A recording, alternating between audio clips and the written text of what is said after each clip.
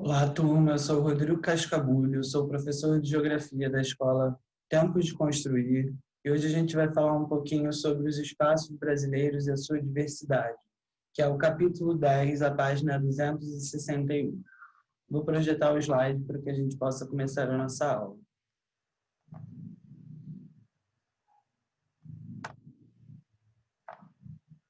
Bom, o espaço geográfico brasileiro e a sua diversidade, sétimo ano. A natureza do espaço brasileiro. O Brasil está localizado no continente americano, no subcontinente da América do Sul, ou até mesmo dentro do subcontinente da América Latina, sendo o maior país da América do Sul. Cerca de 48% da sua área é emersa do subcontinente. É o quinto maior do mundo, ficando atrás da Rússia, do Canadá, China e Estados Unidos. Sendo considerado um país continental, ou seja, está em cima da placa continental, devido à sua dimensão ser maior do que o continente europeu, exceto a Rússia. Quando levado em consideração a quantidade de terras contínuas, o Brasil passa para a quarta colocação em extensão territorial. É dividido em 27 unidades, sendo 26 estados e um Distrito Federal, onde possui sua capital. Sua divisão territorial é feita pelas regiões políticas e administrativas, sendo a região norte com 45% do território, nordeste e centro-oeste com 18%, cada uma delas, e a sudeste com 10%, e a sul, que é a menor de todas, com 7%. A gente vai falar agora sobre as fronteiras nacionais que o Brasil faz. Observando o mapa da América do Sul, notamos que o Brasil não possui fronteiras com o Chile e Equador. Alguns autores, entretanto, têm alegado que a ilha de Trindade e Tobago, desmembrada da Venezuela em 1972, seria um terceiro país não fronteiriço. Os limites do Brasil. O Brasil limita-se com todos os países da América do Sul, exceto Chile, Equador e Tobago. No norte, a gente encontra as divisas com a Venezuela, Guiana Francesa e a República Cooperativista da Guiana. No noroeste, a Colômbia. No oeste, Peru e Bolívia. No sudoeste, o Paraguai. E no sul, Argentina e Uruguai. A maior fronteira brasileira é notada no contato com o Oceano Atlântico, Nordeste, Leste e Sudeste.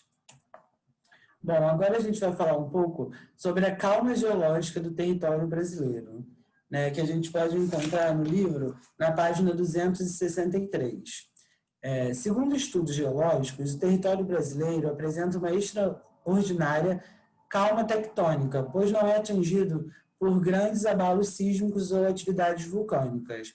Essa calma geológica é explicada pela antiguidade de sua formação e por seu posicionamento da placa sul-americana. Bom, no mapa abaixo a gente pode ver o continente sul-americano e a placa sul-americana, né? Que ela não sofre impactos como terremotos ou vulcão.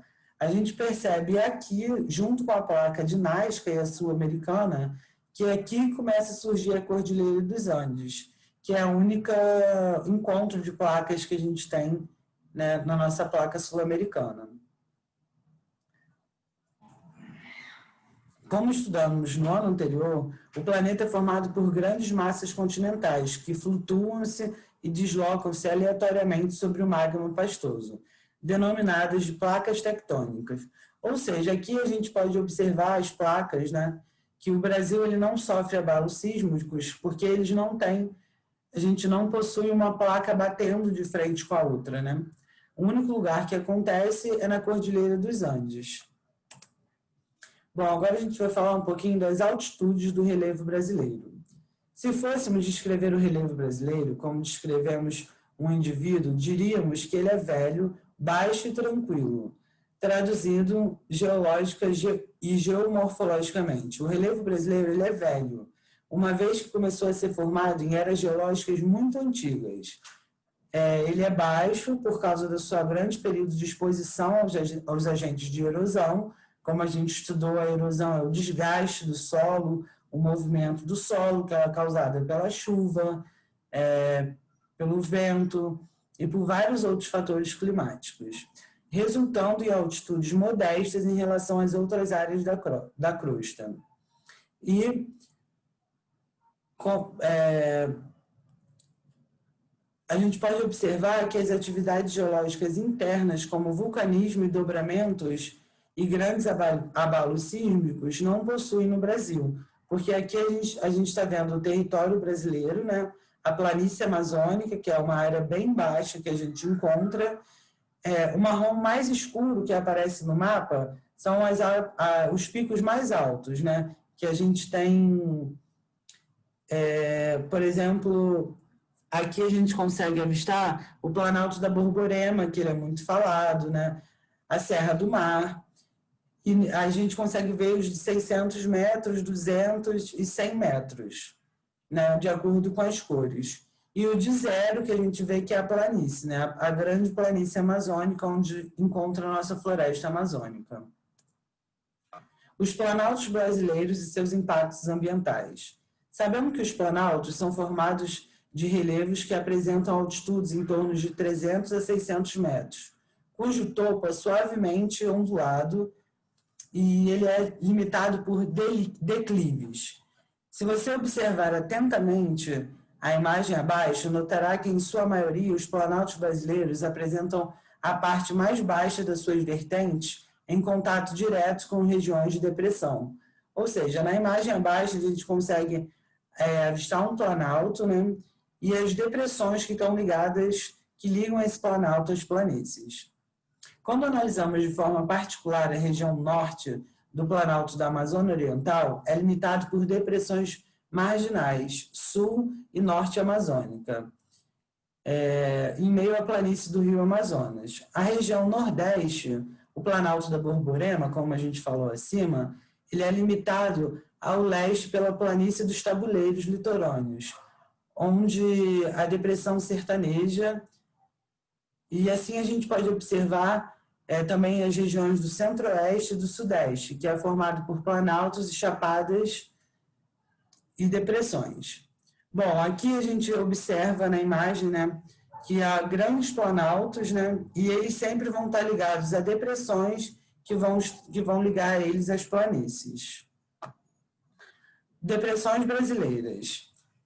As depressões são rebaixamentos na crosta continental, resultantes de diversos processos geológicos, ou seja, feição do relevo que apresenta altitudes mais baixas que as áreas que cercam existentes, né? Então, a gente pode observar que essas depressões, muitas vezes, elas são formadas por causa da erosão, né? E dependendo do tipo da formação do solo, né? No caso, se o solo for rochoso ou arenoso, essa erosão, o intemperismo, ele vai acontecer mais rápido, né? Então, a gente pode observar que essas áreas de depressões, elas não possuem muitas rochas ou um solo muito consolidado. São áreas mais frágeis que a gente encontra. No Brasil, não existem depressões absolutas. Contudo, em nosso território, são abundantes depressões relativas, que apresentam altitude entre 200 e 500 metros, havendo alguns casos que as altitudes chegam entre 500 e 800 metros. Então, a gente consegue observar que o nosso território ele é bem dividido, né? E, juntas as depressões, a gente vê que a formação do solo e a erosão ela é muito importante para a formação dessas depressões. Bom, agora a gente vai falar um pouquinho sobre os climas, né? Que está ligado, tudo está ligado ao tipo de clima. A gente vai falar sobre o clima equatorial. A sua área de denominação é localizada ao longo dos estados que constituem a Amazônia, como Acre, Amazonas, Pará, Roraima, Rondônia, Amapá, o norte do estado do Tocantins, além do oeste do Maranhão, na região nordeste, e do norte do estado do Mato Grosso. Na região centro-oeste, é um clima quente e úmido. O clima equatorial apresenta como principal característica chuvas abundantes o ano inteiro, acima de 2.000 milímetros anuais, principalmente entre o verão e o outono, além das temperaturas elevadas. Ou seja, nesse clima equatorial, a gente pode perceber que tem muita chuva. Então, quando tem muita chuva, há muito desgaste do solo, o processo erosivo ele aumenta, junto com a chuva e o vento, né, ele gera energia para esse processo de erosão ocorrer mais acelerado. Clima tropical, ele é predominantemente que compõe o território brasileiro. Ele pode ser dividido de acordo com o regime de chuvas, em 4 subtipos. O tropical, típico do Brasil Central, o tropical litorâneo úmido, o tropical semiárido e o tropical de altitude. Então, a gente percebe que dentro do clima tropical que compõe o nosso país, ele é subdividido por 4 tipos de clima. E esses tipos de clima influenciam diretamente na formação, né, do relevo que a gente viu. O clima tropical típico do Brasil Central é o clima que apresenta a característica de existência de 2 estações bem definidas.